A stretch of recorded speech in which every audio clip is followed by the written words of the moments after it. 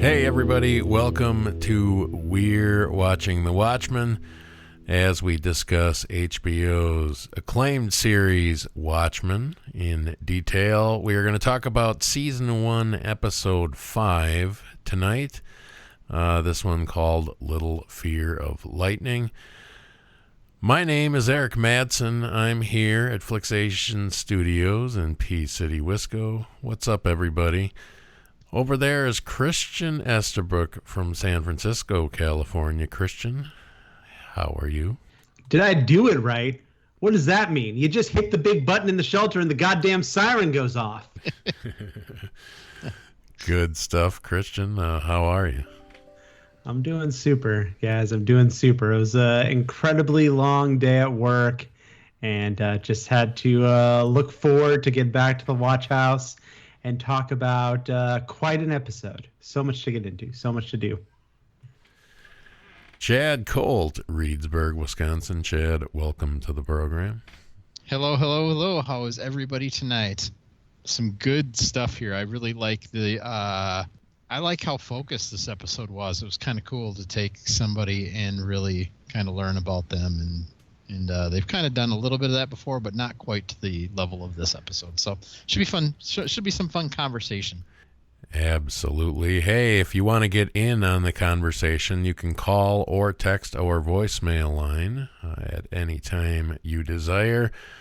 Please leave us a message, 608-535-9302. We'd like to hear your thoughts and play them on the show. Like I said, you can also text that as well. Email the show, watchwatchmanpod@gmail.com. Follow the show on Twitter or Instagram, podwatchman, or check us out on Facebook and hang out with us there. All right. We spoil everything up through episode number 5 of Season 1. We do not watch the coming soon trailers at the end of the episode, so you will not get spoilers from those here. We do make predictions, but sometimes they don't work out that well. So we'll see how we did on those in just a second. We got a text, guys, on the voicemail line this week. Hey.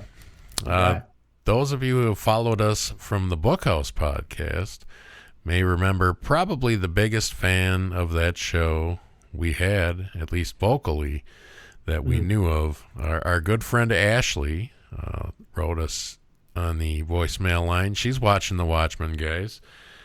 Hi, Watch House. Really liked this week's episode, but it could have used more eggs and silver sewer slider. Way to go, Chad, on the Ponders. And that's from Ashley once again. Thanks, Ashley. Glad you're... I knew you were watching the show. I've seen you talk about it a little bit on Twitter. But, yeah, I'm glad to see you're keeping up with the show and back here with us at the Watch House, as we're loosely calling it now as well. So, Chad, great stuff to hear from our old friend Ashley again.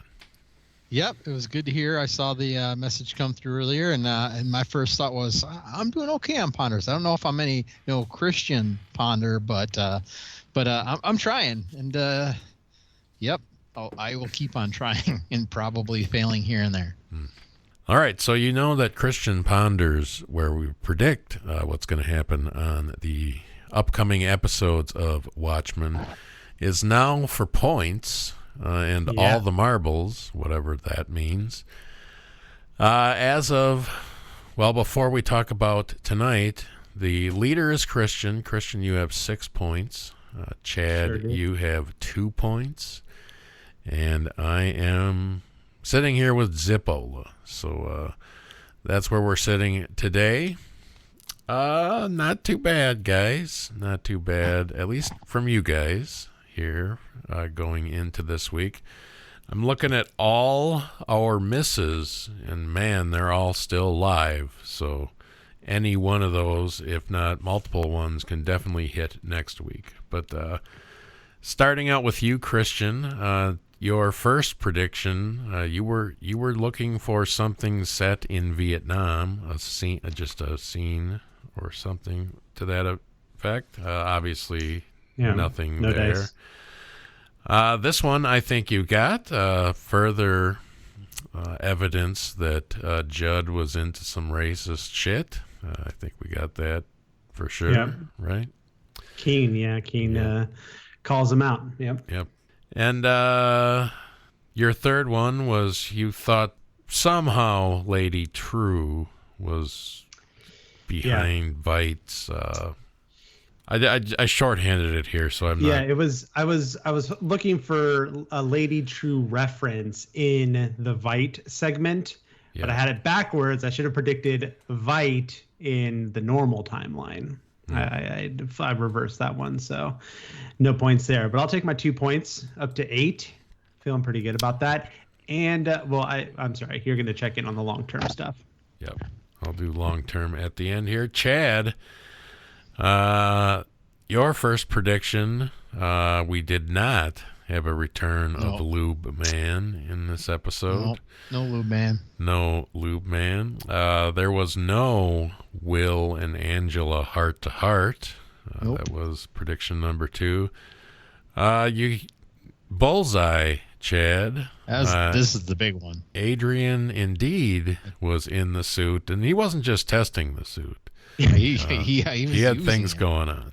So fucking nailed that one, Chad. I thought this was dead in the water. I don't know why you picked that. I just thought it's got to be coming back around. I would not have guessed what he did with it. Yeah, that's a whole thing. But well, you said that specifically too. You said, I don't know what he's going to do with it, but he's going to have it on. And I said, yeah, all right, I was pretty shocked with that one. That's a good one. I was writing save me messages basically. Okay, yeah. All right, and me, I went Lady True heavy. I predicted 3 things that all connected to Lady True. Nope. None of them came true. Yeah, they did not. So all alive here, and you're almost certain to see her next time. So we may get a lot of her. Who knows? But Lady True. Okay, long term, guys. We're all still idle here. None of us hitting the long term. Christian, you can taste this one.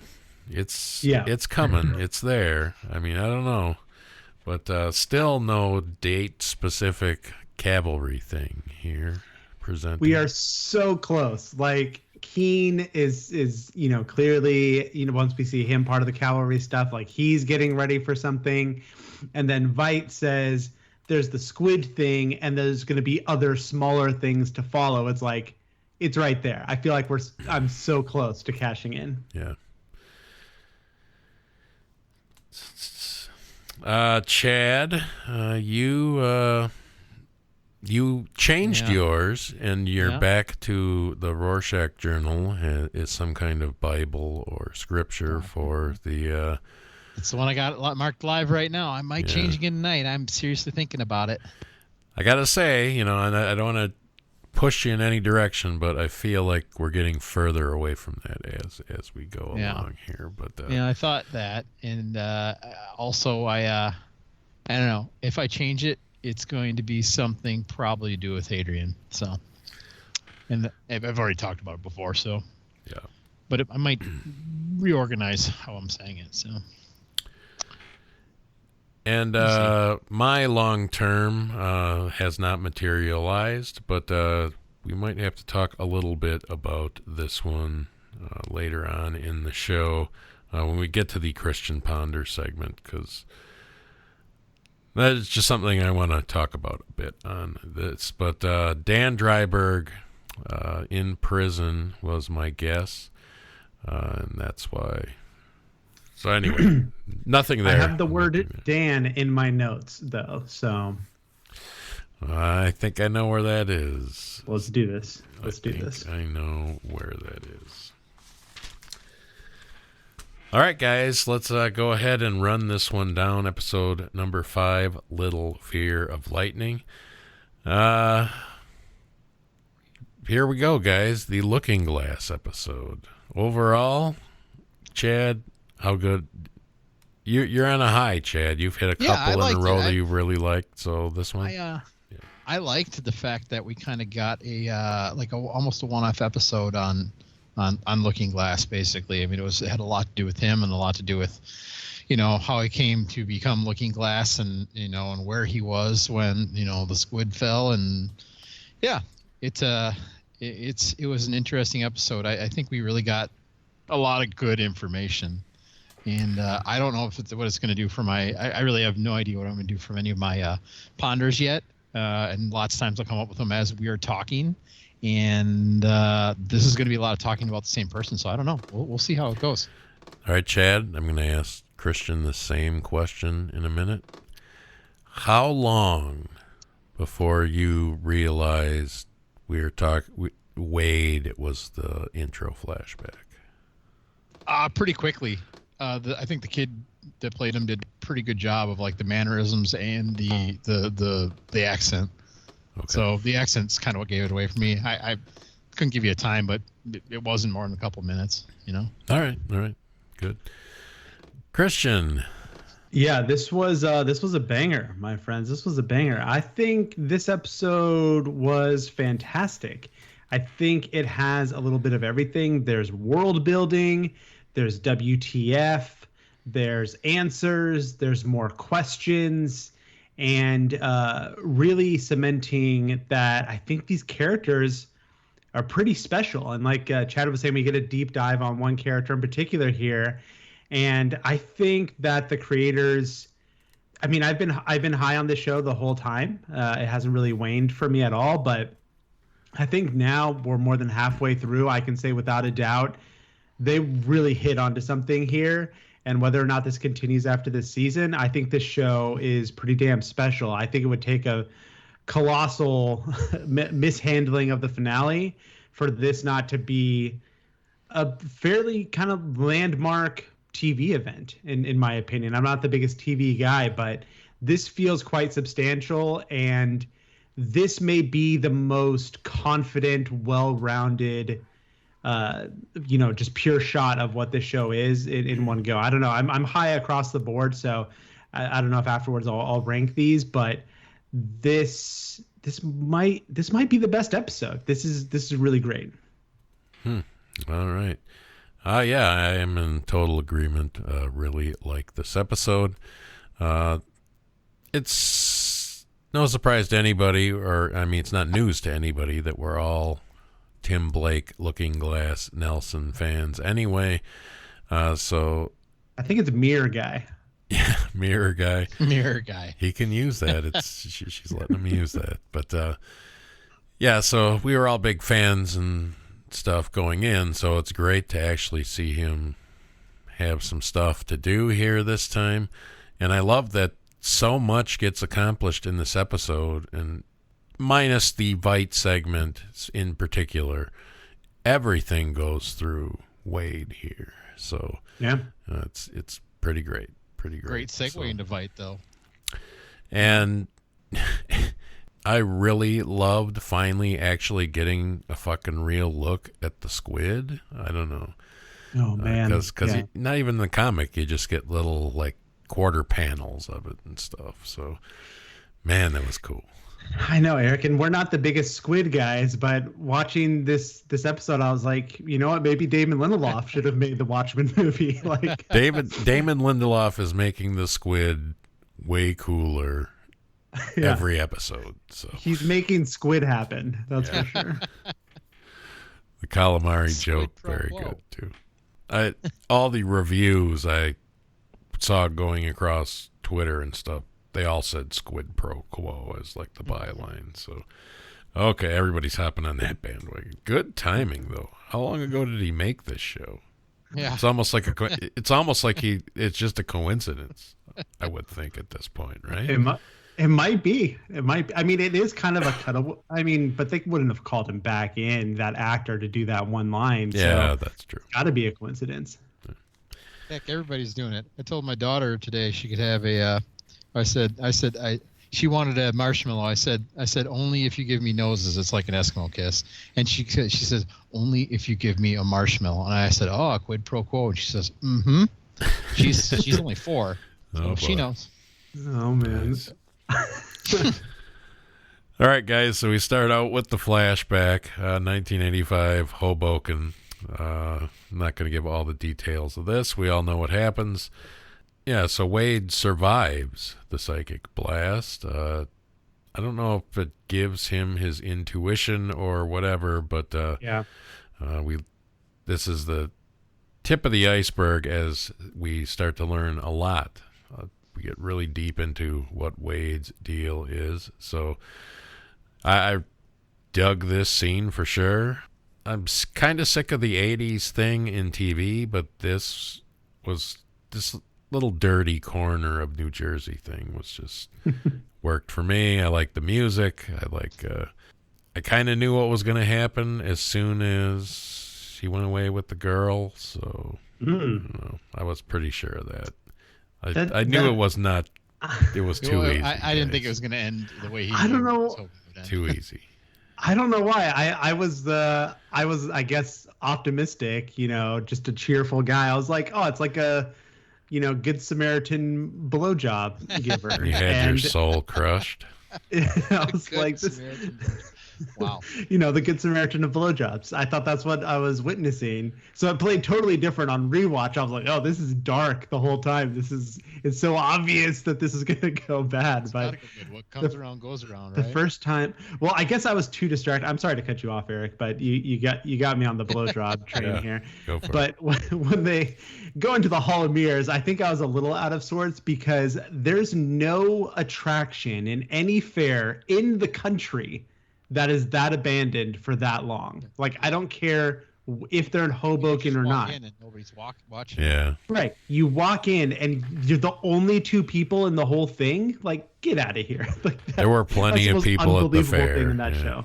Yeah, sure. It was packed. It was a busy fair. Nobody else was in there. Give me a break. So it's interesting to see the event, sort of, indirectly, but directly at the same time. We certainly saw the aftermath. We go to the dead squid, all good stuff, guys. Even the young Wade screaming what happened was pretty great, too. So, fantastic flashback here, I think.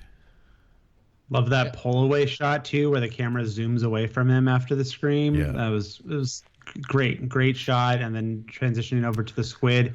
My question, you asked Chad how long before he knew it was Wade. My question is, once there's the explosion, how long before you realized it was the squid event? Was it immediate? Did you know that that's what that was, or did you think that there was a chance it was some other thing going on? Due to the date, I was pretty sure what was going on. I was pretty sure too. Cool. And it did make it a lot less awkward when he had to walk out of there without his clothes. Yeah, it kind of saved his bacon, really. I mean, they didn't say, they just said Hoboken 1985, but when they played the radio announcement or whatever to hammer home that they had just moved the doomsday clock to 1 minute or something, I was like, all right, we're right before the event here. So I guess it was just surprising because, I mean, I don't know, given that it was in New Jersey, I was like, wait a second, what I don't remember them being, I think this spells things out more. Like they say something about a number of people killed and the number of people in the psychic wave or the psychic blast or something like that. She said it was 50-mile radius or something. Yeah, so I wasn't really familiar with that. So I mean, I thought it was a squid right away, but I don't know. This is interesting. It's an interesting way to what I think is furthering that story, using the plot point that obviously we know well and adding more depth to it in a way that I don't think is inappropriate at all. I think it all makes sense. And what an introduction. I called a Looking Glass episode. I think I'm 3 episodes too early, but definitely came to fruition. Tons of Looking Glass here. And great introduction. Him looking into the glass, obviously now we know why he likes reflection so much. Obviously we'll get into more reasons why he chose that mask, but his scarring and then how that's going to come into play through the rest of his characterization in this episode. What an intro. This was amazing.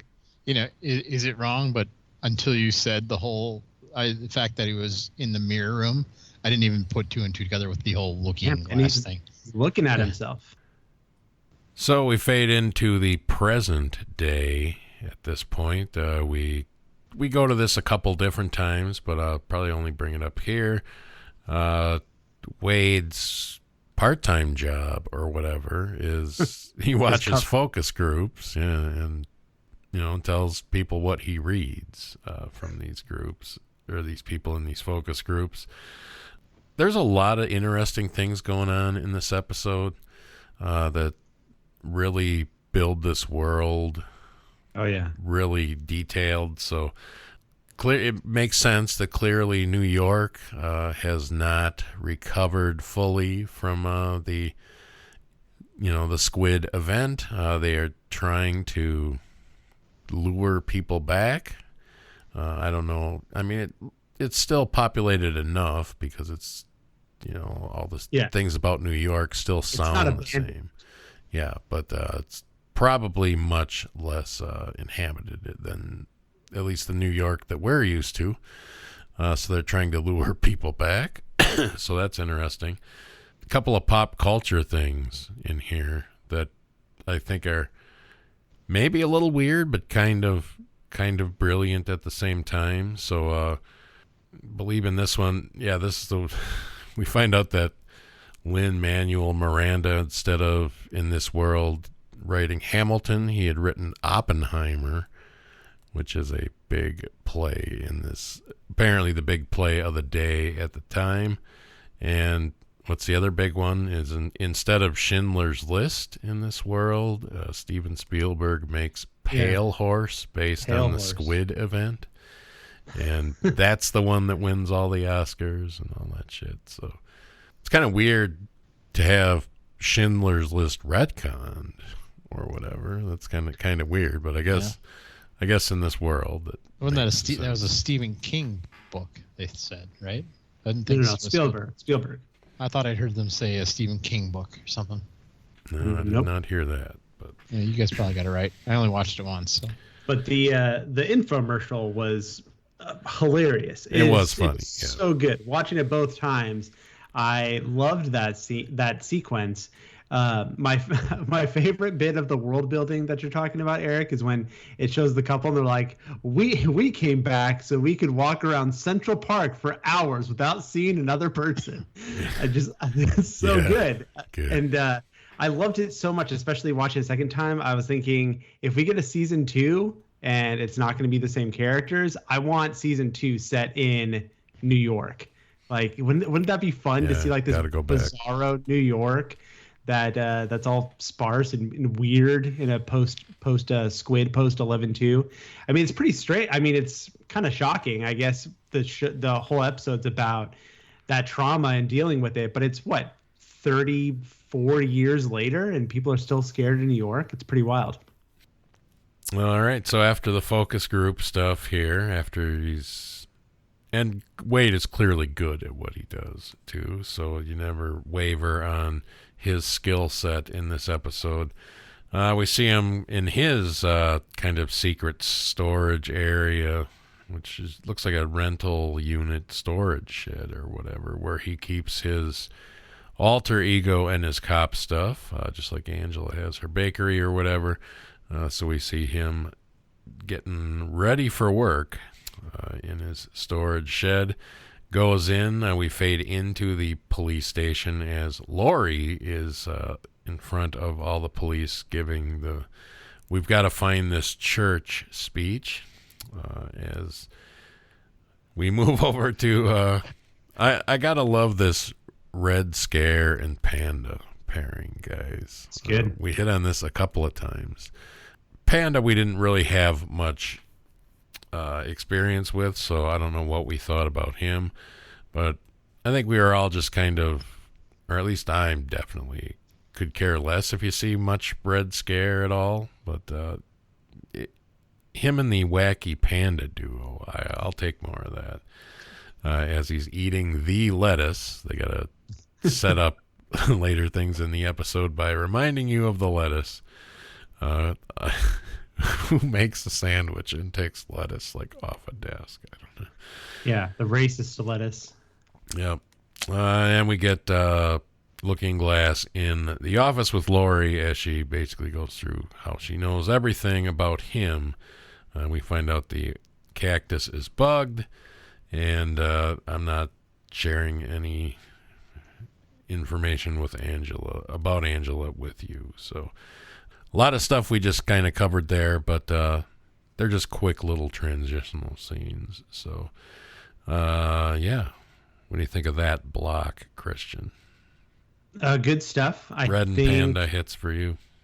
Yeah, I mean, I loved the Red Scare eating the lettuce. I don't know why. That's just like such a hilarious idea. Like how you put it too, like just pull it, like regardless of being in a police station or it being evidence, like in no universe, Watchmen or otherwise, do you just pull lettuce off of someone's desk or table or anywhere for that matter and just slap it on your sandwich. Yeah. But I also had some like world building around that too. Like they're associating the lettuce with the racist. Is lettuce like not a thing? Like do they, when he goes to the sandwich shop, do they not have lettuce? Is that like contraband? I don't know. It's just like, but it's good. I love that gag. And I'm also, I mean, I've always been in on Lori, but this is like maybe the best amount of Lori, because I thought her first scene with Looking Glass here was hilarious when she kept doing the mirror guy thing. I thought that was delivered really well. And one interchange, like it's so boring to like play it back now, but when she's talking about like making fun of him for his foil and saying that it blocks out psychic, blah blah blah, and then Looking Glass is like, I sleep great. And there's just like this pause and she goes, cool. But it's, I don't know, like that one line is just so condescending. I loved that delivery. I think her line delivery and comic timing is perfect in this interaction. She did that exact same reaction too in episode 3 or whatever, the Lori episode, specifically with when she walks up on Red Scare and Pirate Jenny or whatever in Right. With that guy. Yes. Who are you? And they say their names, and she's like, "Oh, cool." Yeah, it's so good. Her delivery, I love it. Well, we're back to Wade's house, guys. Not the bunker this time. He's in the actual house. I don't know why we had to go there, but he's eating beans out of the can. What in the hell is he watching? I had said specifically the last time we saw him eating with his mask half on that, God, thank God at least they didn't hammer fist it with just cold beans. And like he heard me and added that to the episode afterwards. There they are. There's the can of beans.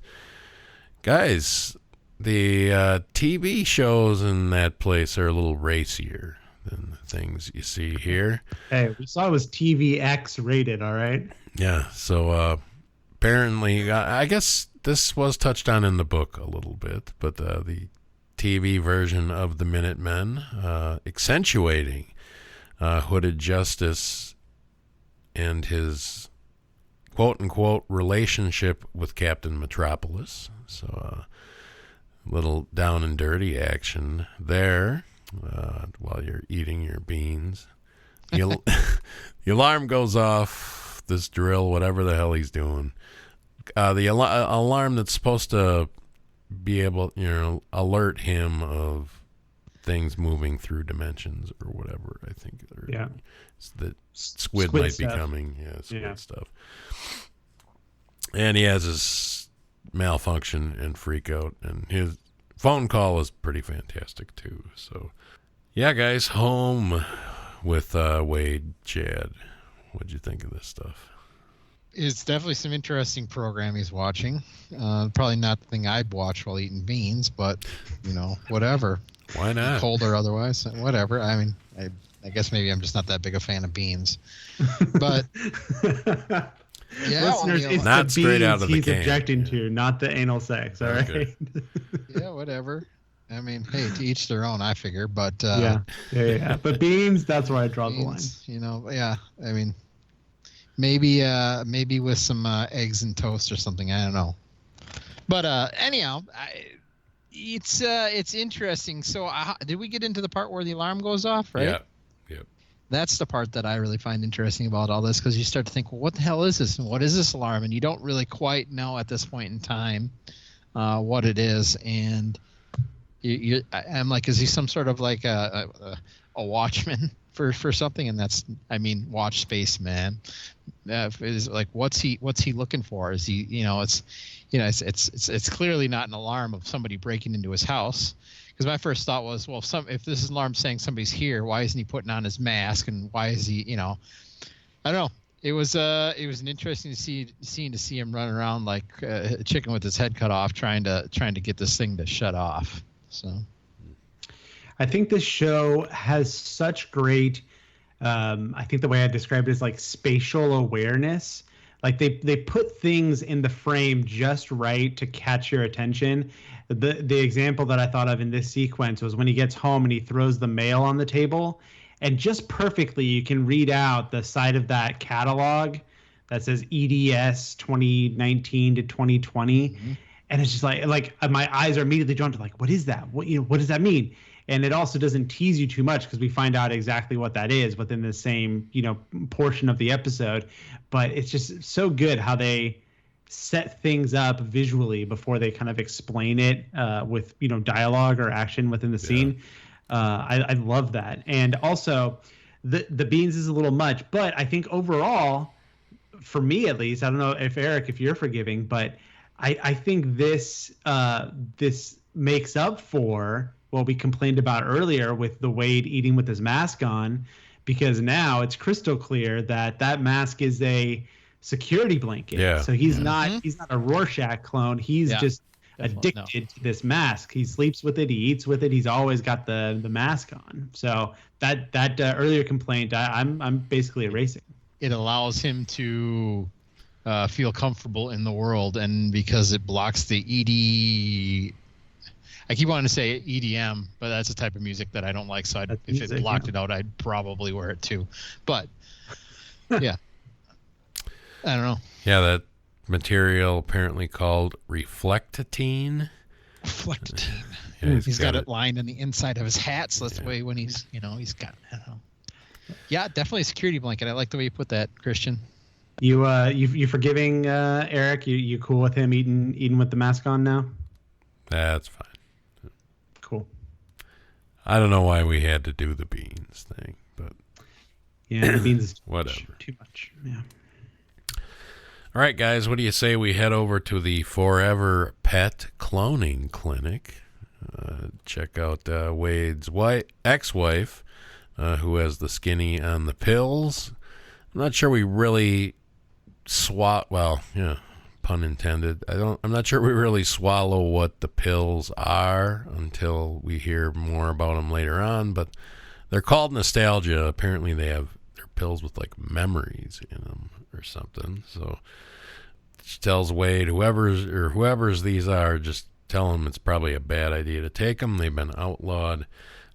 There's a thing with the dog that's it's funny and sad all at the same time. And we had just a little more background on Wade here, as clearly his ex-wife knows all his all the things that we're learning here, so tells him he's clearly reverting to old ways or whatever, and he's always had this baggage and stuff. So apparently he has his pick of women, though, guys, she says. So I was a little surprised. I don't really associate Tim Blake Nelson with ladies' man.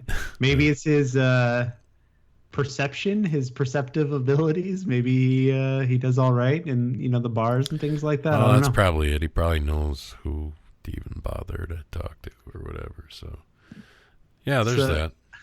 It's a bold step from the last episode. You see Vite picking up these weird babies from a lake and like chucking them back into the water. And then in this episode, you have a puppy, I don't know, obliterator, like whatever that thing is. Yeah, you just throw it in there, it's gone. Oh man, I love how simple it is too. Like you don't really know what happened, but it's also very clear what happened. It's just an elegant little touch, and it's like funny and disturbing, and it's I don't know, it's that twisting of the knife a little bit, but like grinning while doing it. But big complaint here. Have I said it on this show or one of my other podcasts? Do you know what my big complaint is here? Any guesses? Big complaint. Big. I have it in all caps in my notes. I don't know. He's buddy with his ex. No, that's fine. I don't know. The ex. I don't remember her name. I'm just gonna keep calling her the ex. Cynthia. Oh yeah, we see the close up on the mail. I should remember that. Cynthia says, "I spent the last 7 years trying to convince you that I wouldn't leave you naked in a mirror house or whatever." And then we cut back to him in the mirror house.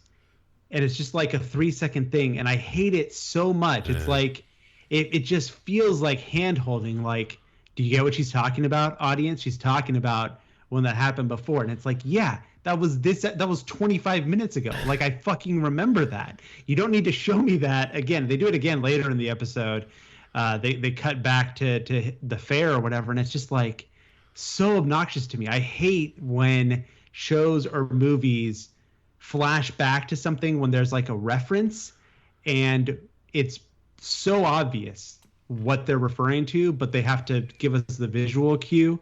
It's a pet peeve of mine. I really, really hate that. If you think of that as a memory, which I don't think it was, but it'll segue good into nostalgia. I just remembered, I mean, I just read the book myself, so it's like first time, but there's nostalgia ads all over in the book. Nostalgia by Vite.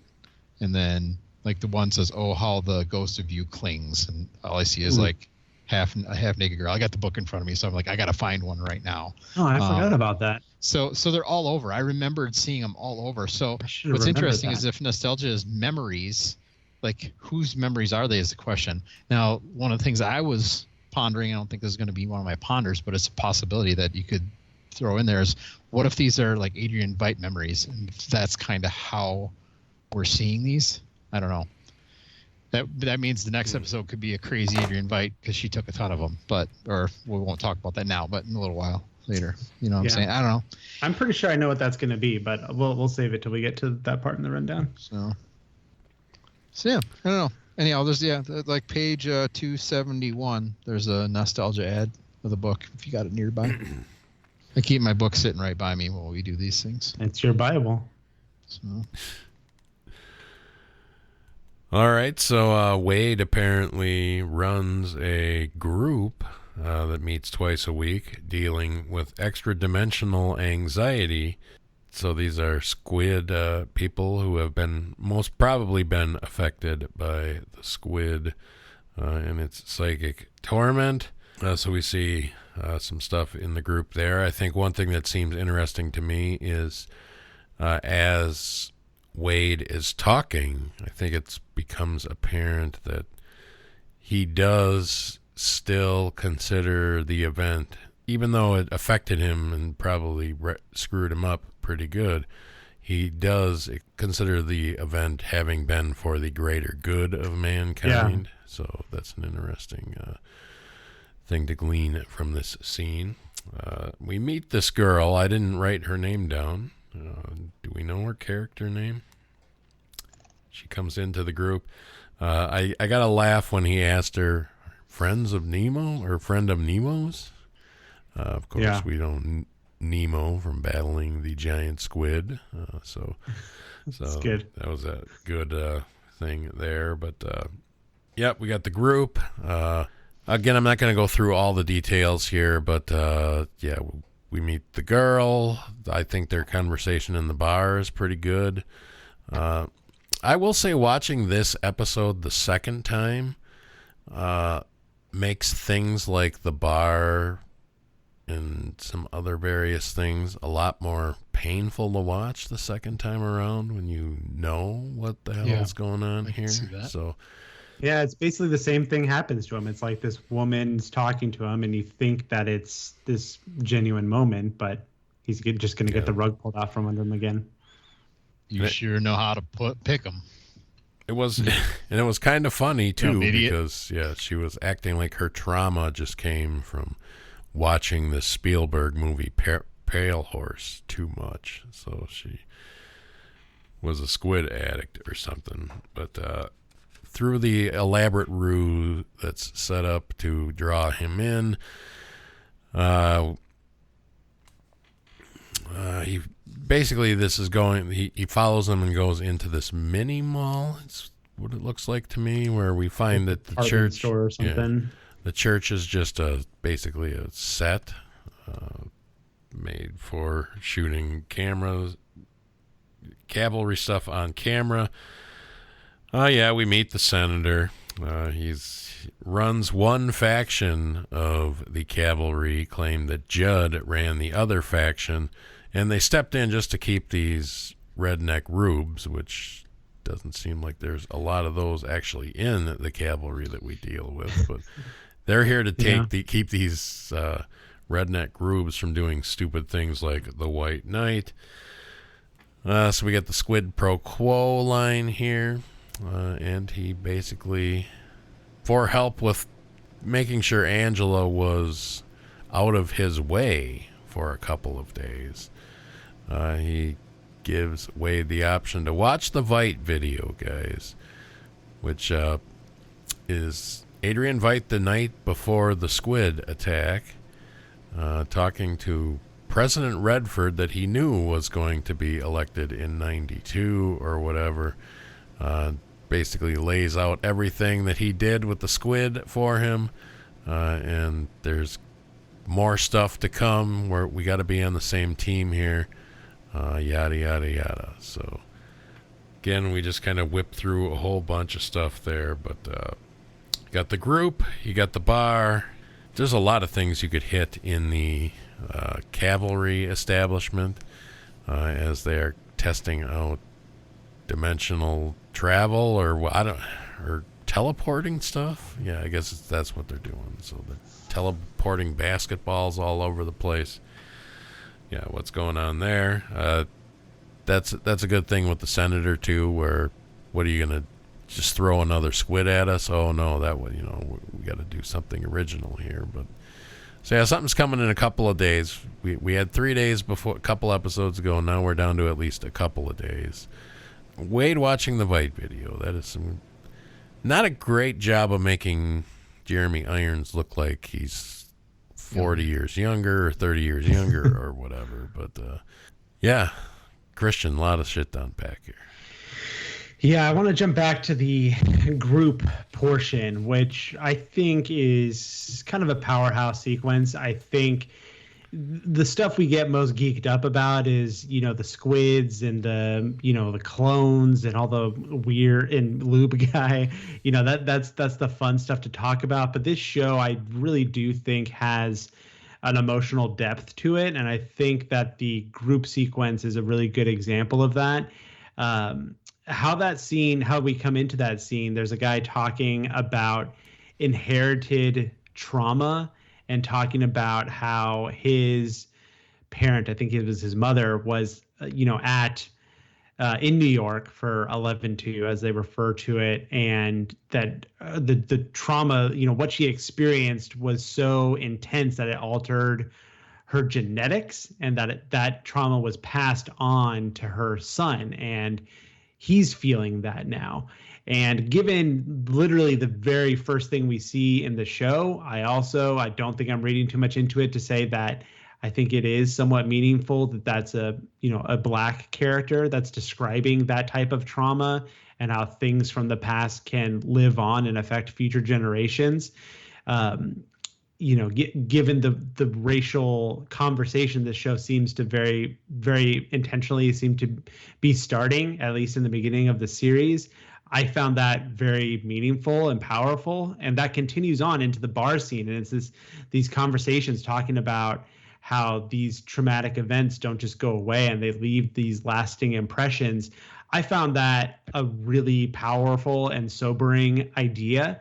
And I think that really cements it. Like it's kind of a moving sequence, or maybe moving is not the right word. It's a gripping sequence. It's a really fraught sequence when you watch Looking Glass watch Veidt's video, because I think just in the characterization of this episode, I think we have so much knowledge about what his experience has been. So the idea that everything he's so wrapped up in, his alter identity, his, what he does at home, his fears, his paranoia, his preparedness with all of his, security system stuff, the idea that could be connected to nothing, and he says later, is everything true? Like, it's such a world altering moment. And I think the show does a great job of like breadcrumbing us to that moment where it really lands that punch, in my opinion, when he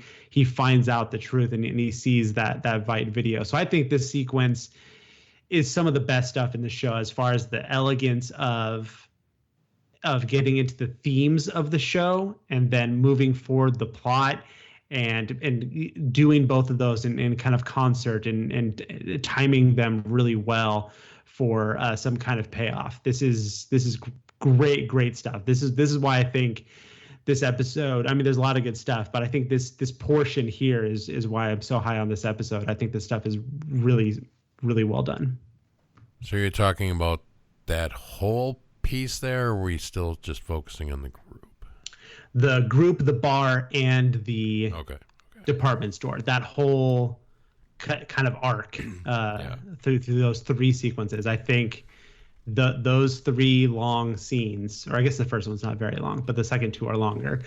It's great. And then but that's the thing. The show is, I think it layers so many things in, because the portal stuff, like you have this, like I'm talking about the depth and the emotions and kind of the gravity of the situation.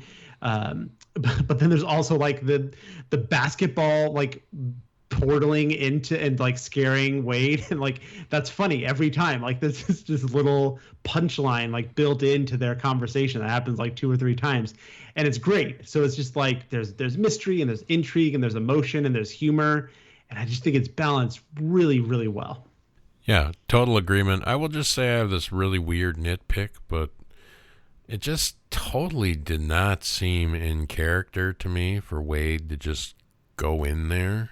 Okay, maybe he doesn't have his mask or whatever. It's hard enough for me to believe he doesn't have a mask with him somewhere, but yeah, for him just to go in there when he knows there's,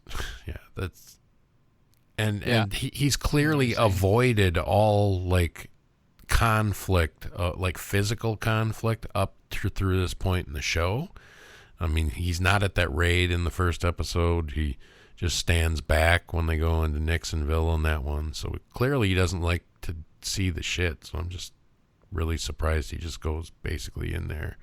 When he knows backup's coming, well, he thinks backup is coming. Turns out that's bullshit too. Man, there's so much stuff going on here. There's squid eye on the wall.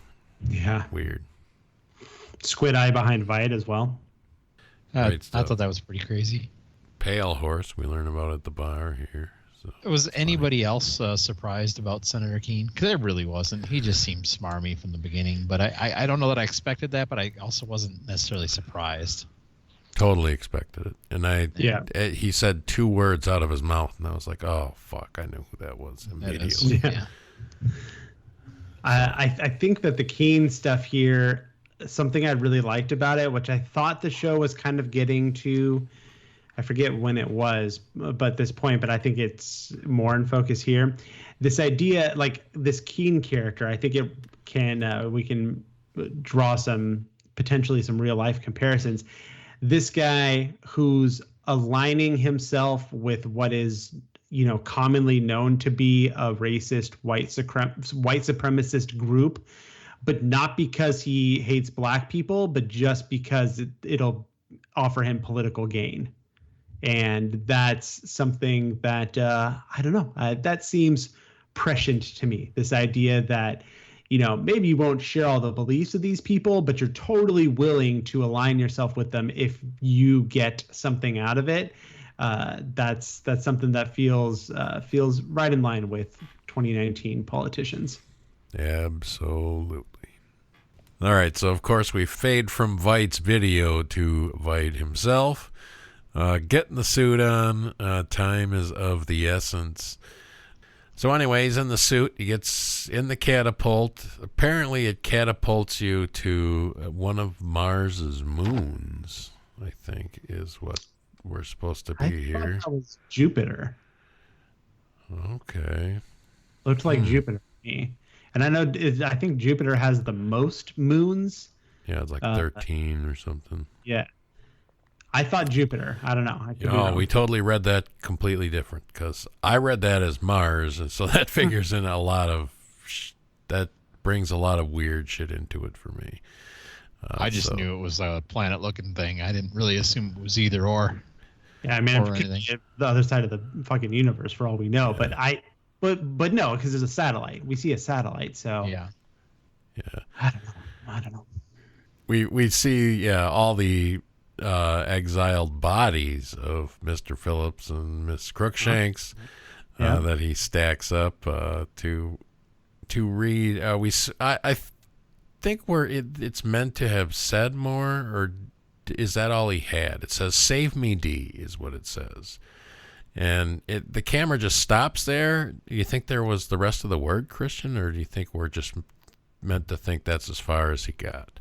So you're not leading me too much here. So I'm wondering if we have I know this has got to be your Dan note. So we'll get to that in a second. But so I wasn't convinced. I even said had the whole party together, the whole viewing party. My brother-in-law even came over for this episode, and he said it definitely looks like he was writing something else there. And I was like, I don't know. The way I described it to him, I couldn't really tell on the first view. I was like, it's like, when you build a Lego set and they give you like an extra few pieces and you just kind of pile those to the side. I think that's what that was. But on rewatch, on second watch, I was like, no, that's definitely, there's another something there, another letter, another word, something. And D is what comes to mind. So the first thing I thought was "Save me, Dan."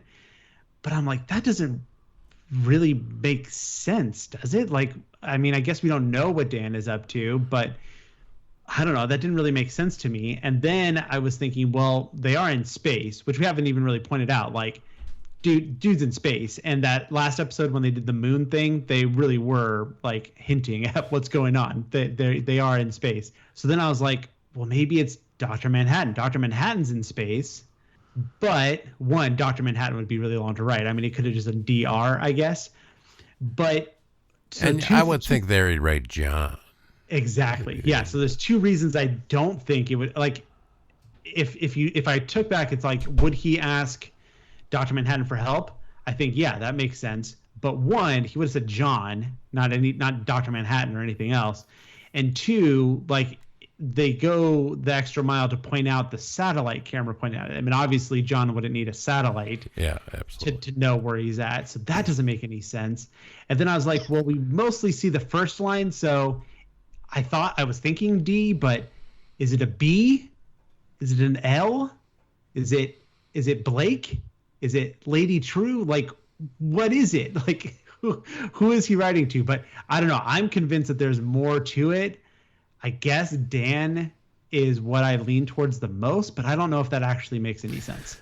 I'm with you. So I come at this a little different because, it feels like I just automatically assume that's Mars. I don't know why. I guess, I don't know.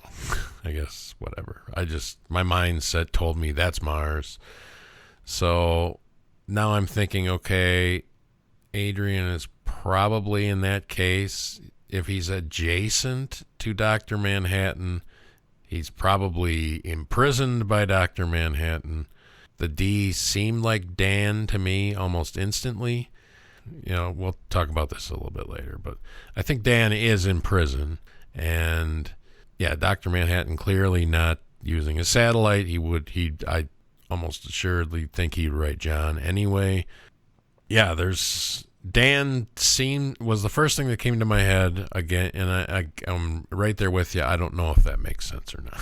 So Yeah. what it is, who confounding. knows? Chad, what is your read on all this? So I think, I don't know. I caught the D at the end there like a split second, and I didn't do a second watch, so I don't think that I thought as far into it as you guys. I'm not. He's got to be in space, but like I don't know what kind of a bubble is he in though that he gets to get slingshotted up through the clouds and like go up to the space, and then this guy can just pull him right back in. Like where did he come from when the guy pulls him down back through? I don't know. It's all very confusing. I think that we something to me tells me that some of it's not real. I don't know why. I really kind of hope it is, though. I want to see where it goes. I mean, I mean, given the extra dimensional talk in this episode, I mean, this could be all bets are portal off into another dimension. I think that's definitely in play here. But I don't know. I'm not going to be able to stop thinking about this fucking message and who the hell he's writing to. But let me ask you something else that if it hasn't been bothering you, it really should. Where the fuck was the cake? Oh, yeah. No eggs either, by the way. Yeah, no cake, no eggs. So I don't even know what to think of this whole show anymore. Like, so, I don't know, they changed the formula, you know. So I don't know. I really liked Viteland. It was a fun little ride, and I'm looking forward to see where it goes. I mean, obviously, the satellite like went right over it, so somebody's gonna see it. Like, whose satellite is it though? If this really is Jupiter or Mars, who's got a satellite around Jupiter or Mars? You know, Dr. Manhattan doesn't need a satellite, right? You know what I'm saying? So that like, why would they be messaging Dr. Manhattan? Why would he be messaging Dr. Manhattan through a satellite? Like, I don't know. Maybe. Well, and the technology's all weird in this thing because there's like no internet, there's no cell phones, but they've got satellites in Jupiter or Mars. Like, what's going on? Yeah. Oh, and I forgot to mention back in the Looking Glass stuff that we just got off of, cigarettes are illegal apparently. Yeah. So. Yeah. So that's something. Yeah. It's a highly controlled substance, he says, or whatever. Yeah. So the rest of the scene is him being apprehended by the game warden, which is, unless I'm mistaken, that's just Mr. Phillips with a mustache, right? That's what I was like. That's kind of what I thought. Okay, good. I'm glad you said that. I was like, that's Mr. Phillips, right? Yeah, like, I'm pretty sure it is. Okay. Well, he also Vite talks to the crowd as if they're all the same. Yeah. Of the same ilk. You're all pathetic, whatever. Yeah. Yeah, your God abandoned you. You guys all suck. You're super lame. So yeah, I'm pretty sure that's just. But so is he really arrested then? Is he really going somewhere? Is he really going to be incarcerated? Or does he slingshot this guy up there too, alive? Just slingshot the game warden up there. Yeah, we don't need no game warden. I'll go grow a new one. I'll go fishing in the pond and. Hot. I mean, easy make up me a new game. You got to get a special one that has a mustache or what? Yeah. I just got to say, if it turns out that this is John that is in control of all this shit, this is it's pretty lame. I don't know. For John. I don't think it's John. That's why it seems the easy answer, but I should stick to my guns because I'm still pretty sure we're not going to see Dr. Manhattan in this show. But he does loom large, guys. All right, I guess as our little end scene here, well, a couple of quick scenes. Back at the police station, we get some more good Red and Panda as they're debating over the Minutemen and Dr. Manhattan's power set and a couple of other funny things they're going at it over. And this is where Looking Glass pulls the fast one and gets Angela to admit what she's up to in front of the cactus. Lori arrests her. Kept staring at it. Yep. Laurie arrests her. Well, she also found out from him what the pills were, nostalgia, memories, or whatever. She swallows the entire bottle of pills pretty easily. Well, that is, if you can suck down that whole bottle of pills that quickly without any kind of liquid, that is something, guys. She learned those skills in the closet. I wasn't going to say that, Chad, so I'm glad you did. Yeah. Hey, go Cal. Whatever. So, yeah, too bad there. I will say, Angela's only in this episode like twice, but she comes off like a total jackass both times. I mean, and Wade says specifically when she's like pressuring him about finding out about the pills, he's like, hey, when you're asking somebody for a favor, you don't lean on them. You know, and she's just total asshole to Wade. On the surface, it looks like she's got a reason to be pissed. I'm not sure she does, but we'll talk about that in the Christian Ponders segment.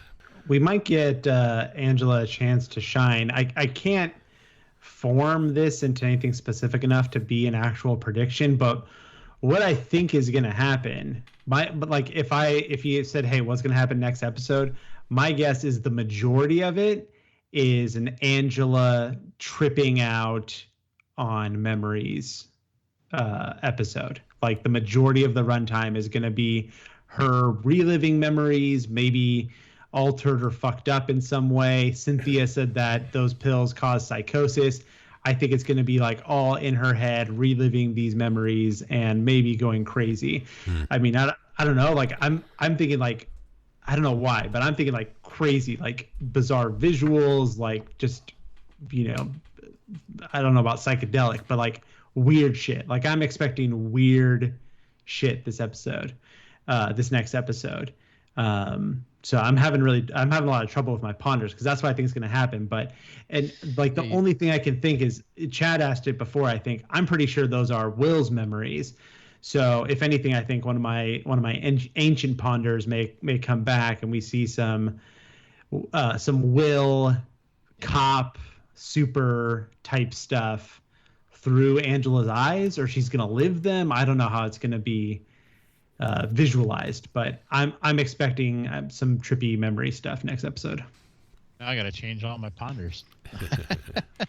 What do you guys think? I mean, that's got to. I mean, unless they're just deliberately going to tease us, and it's not going to be till episode 7 or whatever. But we've got to spend some time with Angela reeling from taking all those pills, right? Yeah, and I'd actually reading just minor blurbs over the last few weeks. I think they had given critics or whatever out up through episode 6 early.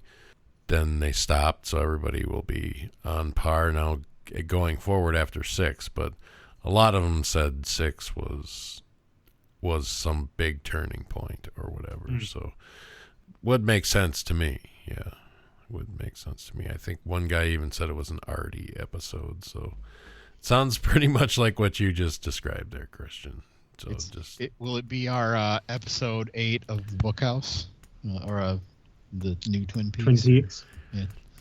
Will it be well, like that? Nothing yet. Nothing will be that. But somebody will actually talk in this episode. But that's I mean, not completely unlike that. Somebody will talk. I think the next episode may be like the one, like the unique one that's most unlike all the other episodes. I think that's totally possible for the next episode.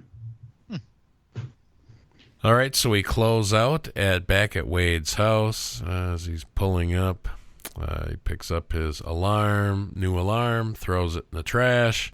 Now, this is even a dumb question to ask, but I guess not that it matters at all, but in the retrieval of the alarm specifically, do you feel like he just was like, oh shit, I'm not throwing that away? Or did he just realize that, oh shit, that box probably has a bunch of Reflectitine in it that I asked for too? So I feel like that's why he went back to get that box, because he needed that shit. Not that he needed that stupid alarm now with the information he had, but I feel like he went back and got it because it's a drug. It's a drug. He's addicted. Yeah. It's the way he's lived for many, many, many years, and you don't just give up a habit like that. I don't care what kind of like mind-blowing, revolutionary thing somebody shows you that disproves everything you ever thought. You don't change your paradigm, your deeply held belief that quickly, that easily. Yeah, agreed.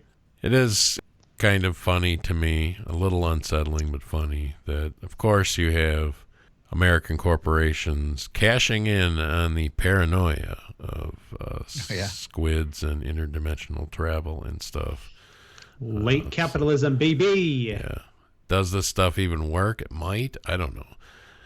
That's one of my theories, working theories. Again, it may not make any difference. It's a hearkening to the old tinfoil hat, you know? Yeah.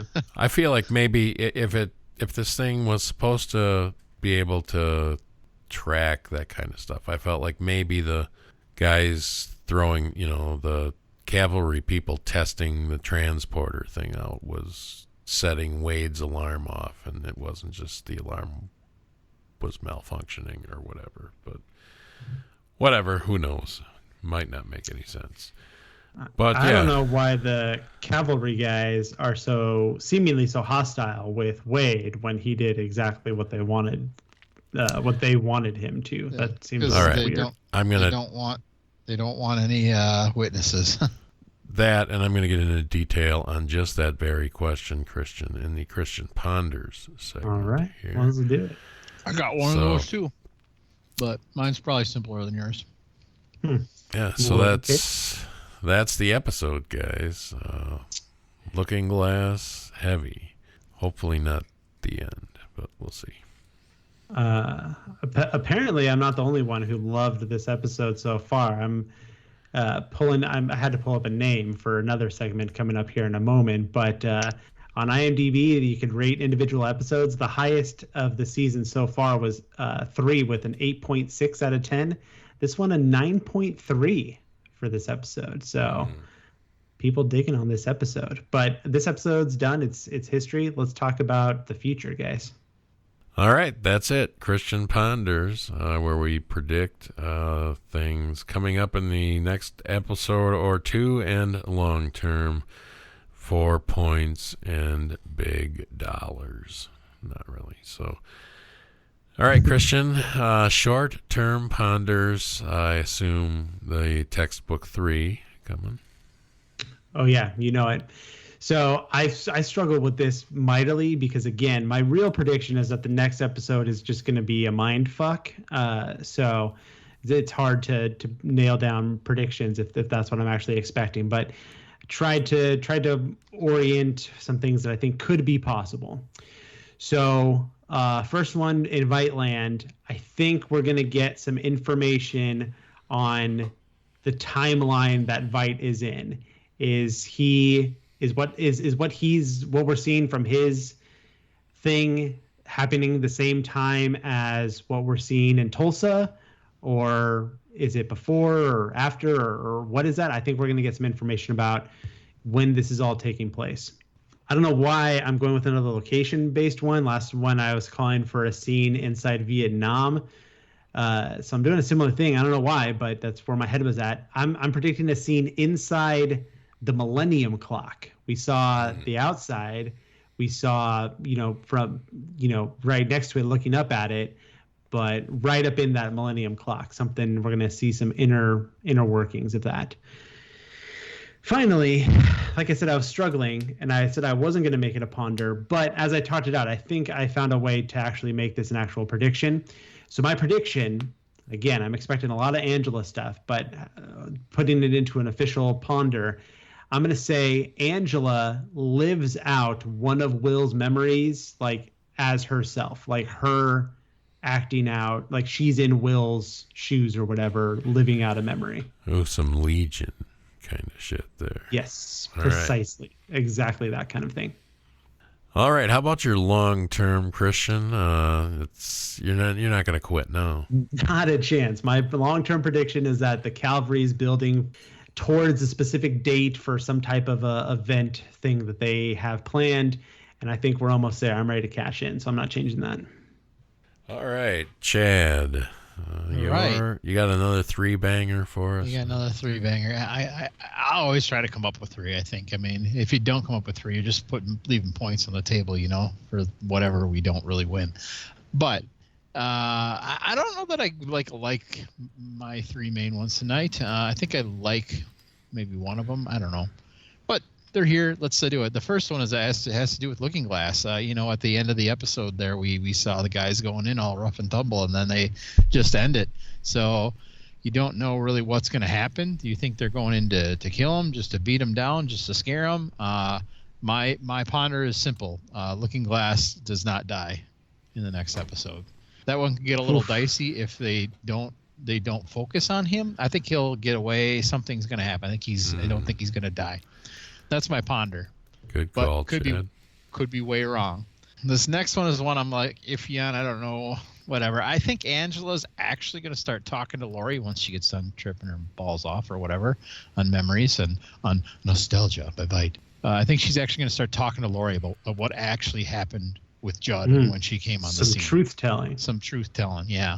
Oh, okay. Although nostalgia doesn't have anything to do with the truth, I guess if memories are true, they do, but that's that. And then Viteland. I think that Vite's going to challenge the Warden in some way, and he's going to win. I don't know if it's going to be like a challenge of words and say, here's why I'm right, here's why you're wrong, or if they're physically going to challenge each other like somehow, or I just think he's going to challenge him in some way and win. I think that's where we're going next with that. And yeah, that's that. Are we doing? Yeah, long term. What you got? I'll go right straight in. No, I'm going to change it because I was at the Rorschach Journal, and I think I agree with you that it's maybe going past that, but not really why I'm changing. I really feel like this one could be it, and I think it could be way in left field. It has to do with Adrian Veidt is actually trapped in the statue. I think like his world he's living in is this almost frozen in time sort of thing. So like even if it's 4 years on the outside, maybe it's only a fraction of time on the inside, some sort of a time dilation thing for him. I don't know. I just think that there's so many weird things that are happening in his world that it's happening in his mind in some way. So I'm going to go with the fact that it looks so real and he's so old that Adrian Veidt is actually trapped in a statue. So for the 3rd week in a row, I'm going to change it. And I believe I got one more week to change if I decide to. So That's that. The other thing I was thinking, and I don't know why this popped in my head because it doesn't really have anything. It was everything seems to have a purpose. So in last week's episode, we saw him slingshotting all the dead bodies of the Crookshanks and the Mr. Phillips like up into the sky. We're like, what in the hell is he doing? Well, in this episode, we learned he really had a purpose. He actually had a plan for that. So I could be way wrong with my long term, but I'm going with Veidt actually is trapped in the statue. I had a little more I was going to add on to it, but I think I'm going to leave it at that. Super. All right, my 3 short-term ponders here. Chad, how's this one sound? Wade lives. Wow. And okay. I cut you off on this, Christian, earlier because this was the point I was going to make on Wade. So, yeah, he did give them what they asked for. But, I mean, there's no way, knowing the senator is hooked up and being allowed to see that video he shouldn't have seen, that they were just going to let him go on his merry way. So to me, I think Wade has to expect that. So I expect Wade will be ready when they arrive. So are we reading each other's notes? I'm not even concerned one bit that Wade is in any trouble here. And I think he may have some kind of master plan going already to help Angela out. So we'll see. But all right. Yeah, I'm pretty sure Wade knew he was a dead man after seeing that video. If he didn't already think so from seeing the senator. Especially since he's supposed to be good at reading people. Like, that's his thing. Yeah. He's ready for him, no doubt in my mind. My second prediction specifically has to do with her, because I feel like this could happen. Where I'm pulling all of this out of, I don't know. But both these last two predictions are just completely out of my ass.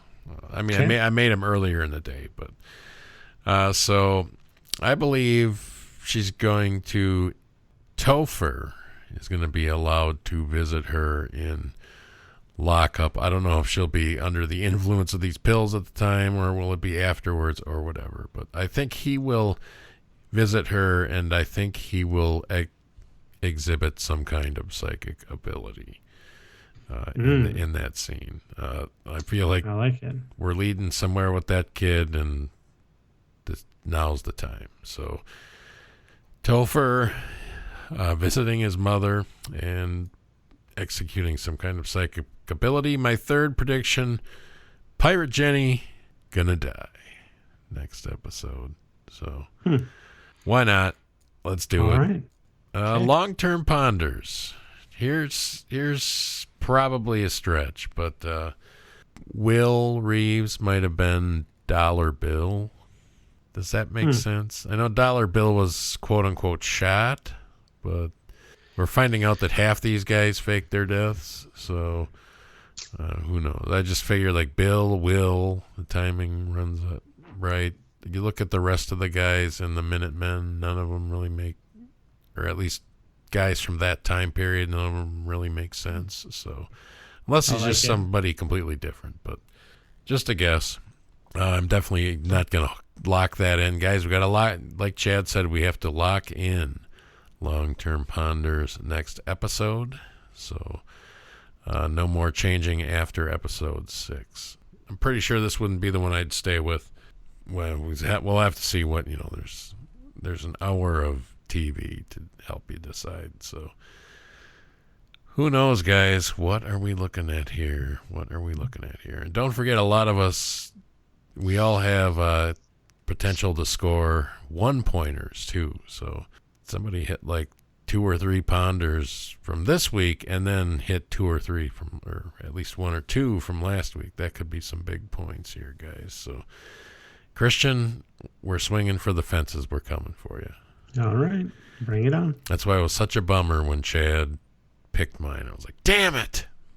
Chad, I'm not going to catch him on that one. So, but yeah, it makes a lot of sense to me that Wade knows what's coming. So cool.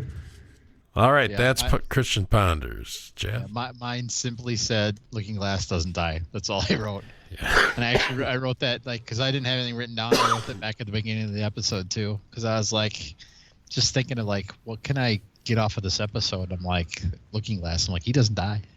Yeah. So.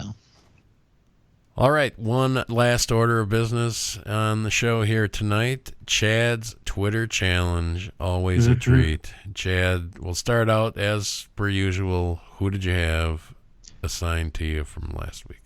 I feel like I'm going to butcher his name, but I'm going to try. Yaye Abdul Mateen II, who plays Cal. And I did find him. Nice. I followed him. I tagged you guys all. In fact, I decided to have fun with this one, and I just sent out a tweet that said, "Time to get your watch on. Episode 4 is ready and available." And I sent it in order of the people you've picked, all the way back to the pre-episode. So I tagged Don Johnson, Jacob Ming Trent 1, at Tom Meissen Fans, at Tsunami Grind, and at I think it's I think I said it wrong the first time. I don't know. And then I said hashtag Twitter challenge at Pod Watchmen, at Hazer75, at Another XTN, at Watchmen. So I actually tagged HBO as well. So, and I would like to report I got 4 likes, and one of them was by Tsunami Grind, who plays Dustin Ingram, Agent Petey. So. Nice. So yeah. Nice. So I got a like. And I still want to point out I got a like from Jacob Ming Trent Panda back when I asked him if he'd want to be on, and I'm still considering that a possibility. It's got to be like a like. It's got to be like a maybe, right? Yeah, it's almost a verbal contract. Nice work, Chad. You're doing great. So, wait, can I guess today? Like you keep Sure. yours, and I just want to guess because I've been thinking about this, and Yeah. I think for some reason you're going to go with the guy that played the young Wade Tillman, Philip. Looks like Ladies. Way Oh, off. man. Way off. Way off. Either that or Paula, the lady who played Renee. Nope. Still way not off. done. Someone I've considered every single episode. Oh, wow. And you know what? The lettuce pushed it over the finish line. It's Red Scare time, baby. You gotta follow. You don't have to worry about the spelling or pronunciation this time. Dude's name is Andrew Howard, but it is pretty normal sounding, so there might be a 1,000 Andrew Howard. So good luck. Red Scare, Andrew Howard, eating the racist lettuce. Give him a follow. Okay. Nice. Well, thanks, guys. Another fun discussion here. A nice Looking Glass episode here, right in the middle of the pack. So we're over halfway home now. 4 episodes left to go. I'm pretty sure, as per usual, we will try and get a series wrap-up episode put together. Maybe give you a little something different after the show is over. So that's what we're looking at this point. Looks like the show should end a couple of weeks before Christmas, something like that. So, And special guest confirmed, Eric. We will have a special guest for that episode. All right, special guest confirmed. So we'll give you more details on that as we work them out. But look for us usually Thursdays. It's been a couple of Fridays in a row now, but I'm trying to get them up on Thursdays. The Watchmen we're watching the Watchmen podcast. Thanks for keeping up with us. Please do us a favor, rate or review us on your favorite podcast provider. That would help us immensely. Contact the show, email watchmenpod@gmail.com. Instagram or Twitter, podwatchmen, or call or text the voicemail line, 608-535-9302. All right, guys. Thanks again for being on the program tonight, Christian. This is a busy time of year in the podcasting game. Sure is, yeah. Flicksmith's around the corner. I'm starting to get my Flicksmith decorations out from the attic. So that's going full bore. And I got a couple other podcasts. The Third Act podcast. Most recently, we talked about Parasite. And coming up on the episode we're recording in a couple of days, we'll be talking about The Irishman. Some Scorsese talk. Sir. So that's happening. And then over on the horror movie podcast, most recent episode, we talked about Dr. Sleep. Oh, that show's called It's Only a Podcast, by the way. We talked about Dr. Sleep and the first gay slasher on that episode. So that was a lot of fun. So stay tuned for more of those. The Third Act podcast, It's Only a Podcast, or my other shows. And you can find me on Twitter and Instagram at AnotherXTIAN. Yeah, nice. Our next scheduled episode of the Flicksation podcast, Christian, is recording on Black Friday and is also The Irishman. So the question is, can I fit a 4-hour movie in between Wednesday and Friday? It's going to be a couple of sittings, I'm thinking, but definitely get her wedged in there. Spoiler alert, Eric. I saw The Irishman in theaters. Yes. No pee breaks. Really? Wow. Swear to God. Yeah. Oh, my God. Well, there is when you got a pause button. No problemo. All right, and Chad Colt, thanks as always, Chad. TP Bookhouse is on the move, right? You got 40 followers now? Things are going good. No, I'm still at the same 29. I'm pretty getting comfortable there. Somebody's got to find me out there. And, I should mention I'm following 66 people, and probably 35 of those are from Twitter challenges. But, Okay. Yeah. Hey, if you do want to follow me, just find me on @TP Bookhouse. You can see what I'm doing with my Twitter challenges as well as other tweets and retweets I do. And I, too, am looking forward to getting in the Flicksmith spirit. I already gifted Christian his wonderful movie because I picked him this year. And so I'm excited to hear what he has got to say about it. So I won't make any announcements as to what it is because I don't know if we're putting those out there yet. But Yep, I am working on something for the minister.